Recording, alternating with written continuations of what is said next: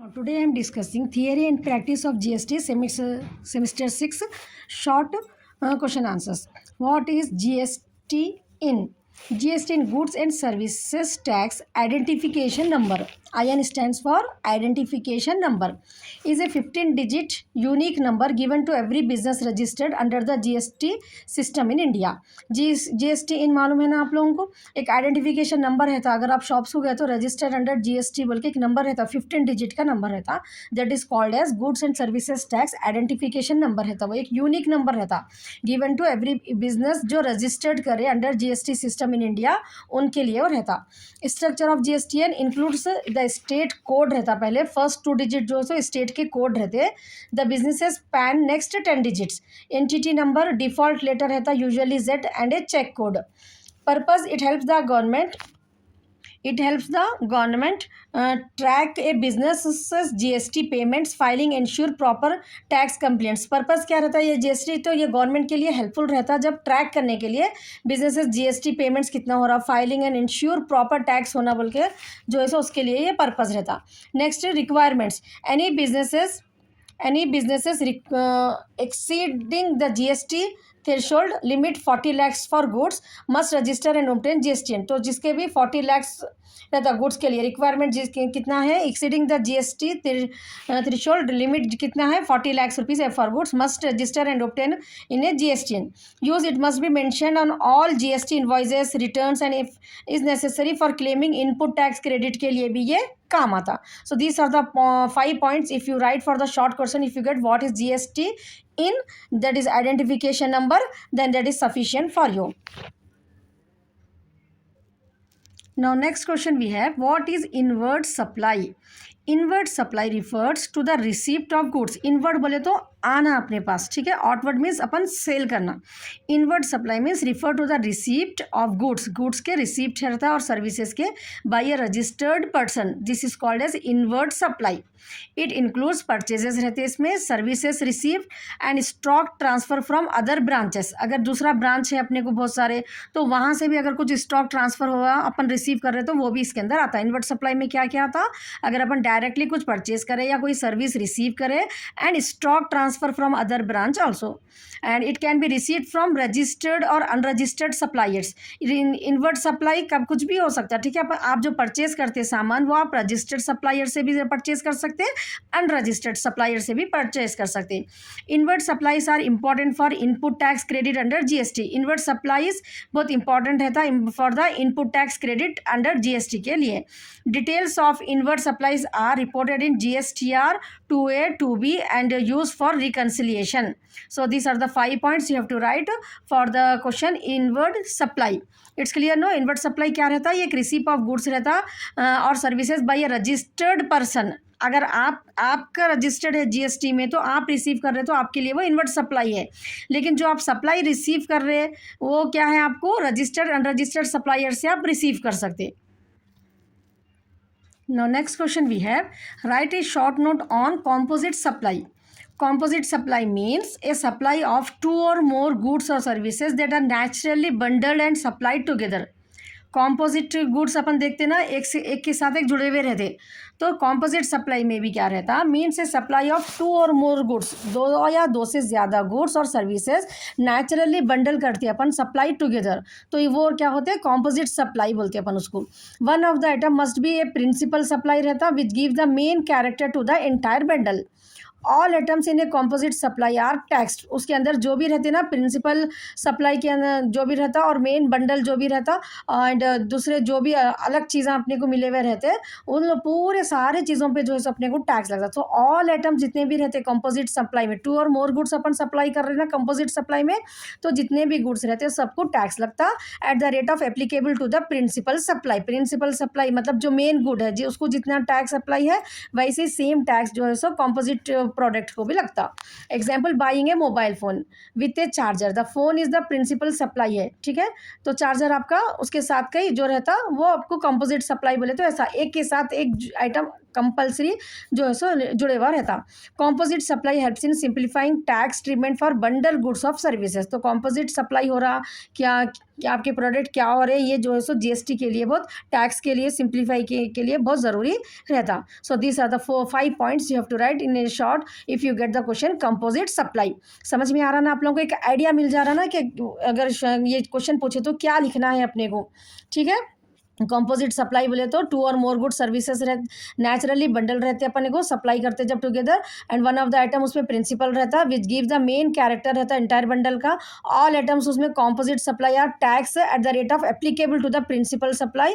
And examples buying of mobile phone with a charger, the phone is the principal supply. Composite supply जो है सो simplifying tax treatment के लिए for bundle goods and services, उसके लिए जो है सो ये हेल्पफुल रहता।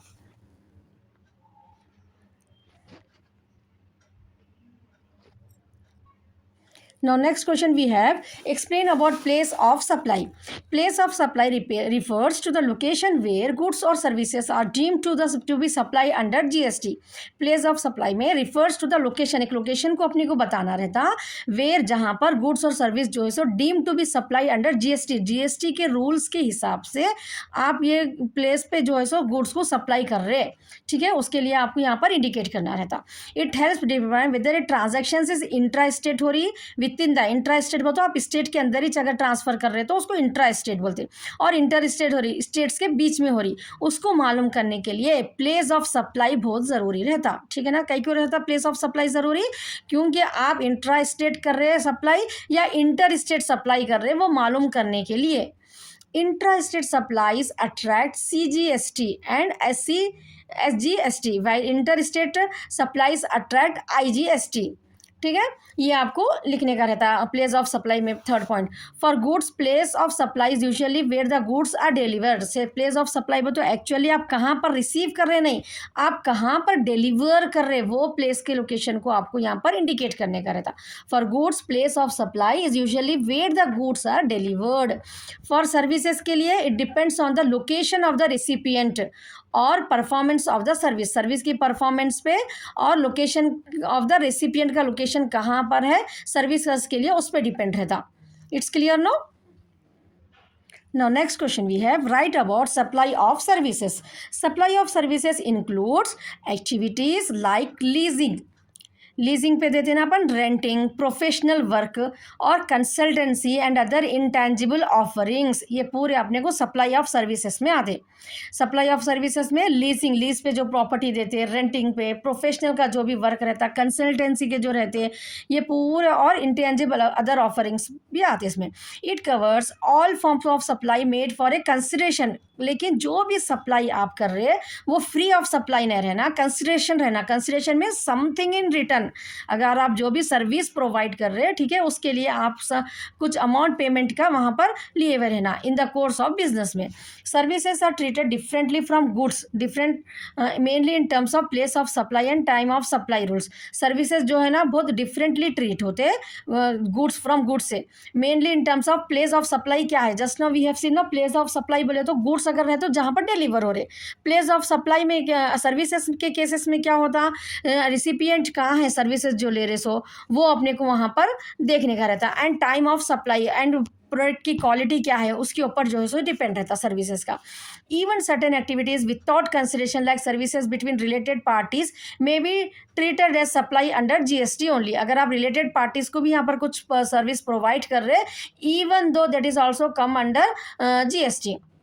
Tax on services is charged based on GST rates applicable and the nature of transactions intra-state और inter-state के, ये टैक्स जो भी लगता है सर्विसेज के ऊपर वो क्या पे बेस रहता है, GST रेट्स के एप्लीकेबल पे।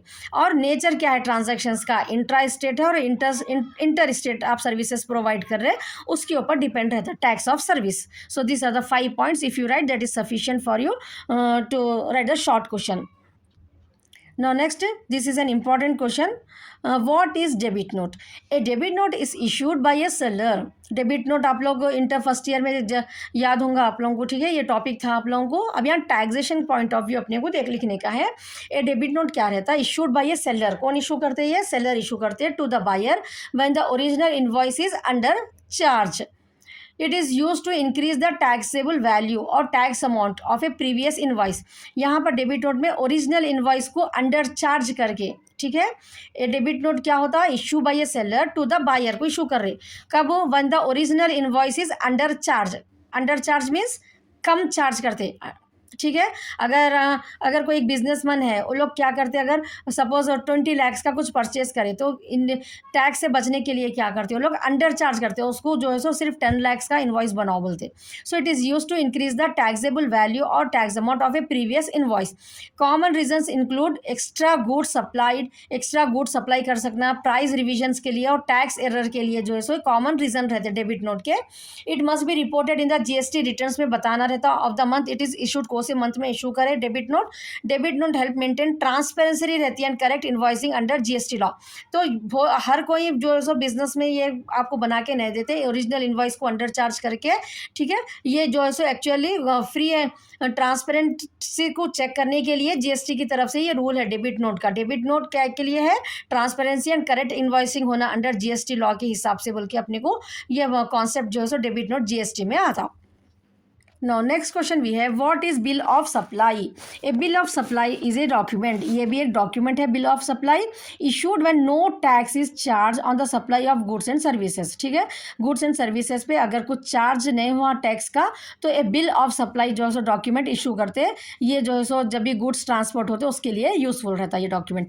It is issued in cases whether the seller is exempt from GST, थोड़े सेलर्स एग्जेम्पशन रहते हैं, ठीक है, जीएसटी नहीं लगता उन लोगों को, और the transaction involves non taxable goods, अगर जो गुड्स पे टैक्स नहीं लगता वैसे गुड्स एंड सर्विसेज का ट्रांजैक्शन अगर कर रहे तो ये बिल ऑफ सप्लाई एक डॉक्यूमेंट रहता, ठीक है ना। समझ में आ रहा? बिल ऑफ सप्लाई एक डॉक्यूमेंट है ये, when no tax is charge to the supply of food.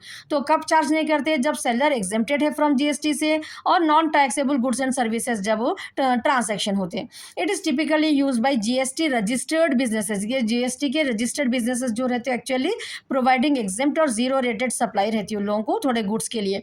Unlike A tax invoice it does not mention the GST amount नहीं रहता इसमें, क्योंकि ये बिल ऑफ सप्लाई किसके लिए रहता? जो no tax is not charge on the supply उसके लिए रहता, तो इसके अंदर जीएसटी अमाउंट नहीं मेंशन रहता। A bill of supply is essential रहता for maintaining proper records and for compliance under the GST regime के अपन रूल्स को फॉलो कर रहे हैं बोल के अपने को ये बिल ऑफ सप्लाई का एसेंशियल रहता है, ये प्रॉपर रिकॉर्ड इसका मेंटेन करना ऑर्गेनाइजेशन में। Now next question we have, what are exports and imports? Exports बोले तो मालूम है ना आप लोगों को, refer to the goods and services sold and sent from one country to another usually for trade. Business के लिए जब हम गुड्स को एक कंट्री से दूसरे कंट्री को भेजते हैं उसको अपन एक्सपोर्ट्स बोलते हैं।